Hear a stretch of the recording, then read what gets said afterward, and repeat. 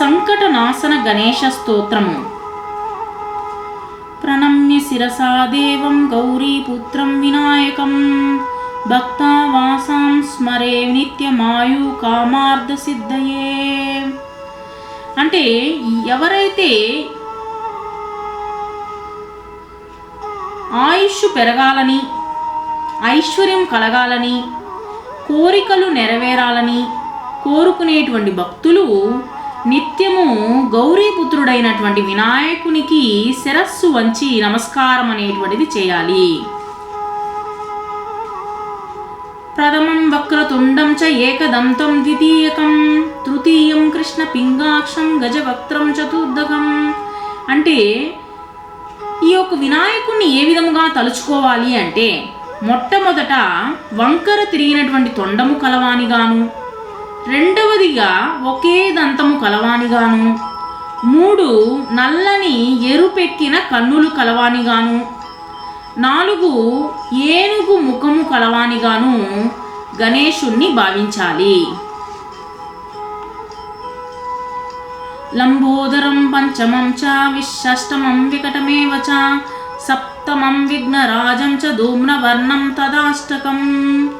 అంటే మూడవదిగా ఏం చేయాలంటే 5 పెద్ద ఉదరము కలవారిగాను, అంటే గణేశుణ్ణి వచ్చేసి పెద్ద పొట్టతో కూడినటువంటి వానిగాను, 6 శత్రువుల పట్ల క్రూరముగా ప్రవర్తించు వానిగాను, 7 విఘ్నములను తొలగించువానిగాను, అంటే మనకు కలిగేటువంటి విఘ్నాలన్నిటినీ తొలగించేటువంటి వాడుగాను, 8 పొగ వంటి తెల్లని శరీరము కాంతి కలవానిగాను విఘ్నేశ్వరుణ్ణి భావించాలి. నవమం పాలచంద్రం చ దశమం తు వినాయకం ఏకాదశం గణపతిం ద్వాదశాం తు గజాననం. అంటే 9వదిగా తన యొక్క నుదిటి పైన అందమైనటువంటి 3 చంద్రరేఖలు కలవానిగాను, 10 విశిష్టమైనటువంటి నాయకునిగాను, 11 ప్రమద గణములకు అధిపతిగాను, అంటే దేవతా గణాలకి అధిపతిగాను, 12 ఏనుగు ముఖము కలవానిగాను వినాయకుణ్ణి భావించుకోవాలి అన్నమాట మన మనసులో. ద్వాదశైతాని నామాని త్రిసంధ్యమ్య పఠేన్నర నచ విఘ్న భయం తస్య సర్వసిద్ధికరం ప్రభో.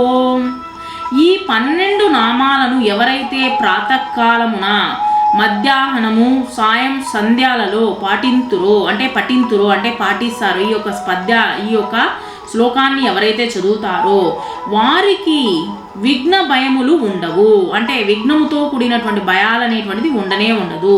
వారు కోరుకున్నటువంటి కోరికలు ఖచ్చితంగా సిద్ధిస్తాయి. విద్యార్థి లభతే విద్యాం, ధనార్థి లభతే ధనం, పుత్రార్థి లభతే పుత్ర, మోక్షార్థి లభతే గతిం. అంటే ఎవరైతే విద్యార్థులు విద్యని కోరుకుంటారో వారికి విద్యను, తర్వాత వచ్చేసి ఎవరైతే ధనాన్ని కోరుకుంటారో వారికి ధనాన్ని, ఎవరైతే పుత్రులు లేనటువంటి వారు పుత్రులను కోరుకుంటారో వారికి సంతానాన్ని ఈయన ఖచ్చితముగా నెరవేరుస్తాడనమాట ఈ యొక్క శ్లోకాన్ని చదవడం వలన. జపేద్ గణపతి స్తోత్రం షడ్మైర్ మాస్మైం ఫలం లభతే సంవత్సరేణ సిద్ధం చ లభతే నాత్ర సంశయః అష్టోభ్య బ్రాహ్మణేభ్యశ్చ లిఖిత్వాయ సమర్పయేత్ తస్య విద్యా భవే సర్వా గణేశస్య ప్రసాదతః. ఎవరైతే ఈ యొక్క శ్లోకాలను చదువుతారో వారందరికీ సంవత్సరం పొడుగునా అనేకమైనటువంటి లాభాలను సిద్ధింపచేస్తాడు మా వినాయకుడు అన్నమాట. కాబట్టి ఈ యొక్క శ్లోకాన్ని వచ్చేసి బ్రాహ్మణులు రచించారనమాట ఈ యొక్క గణేశుని కోసం అన్నమాట. కాబట్టి ఈ యొక్క అన్ని వినాయకుని యొక్క అనుగ్రహం వలనే మనకు ప్రతి ఒక్కటి చేకూరుతూ ఉంది అనేటువంటిది ఈ యొక్క శ్లోకము ద్వారా మనకు అర్థమవుతూ ఉంది.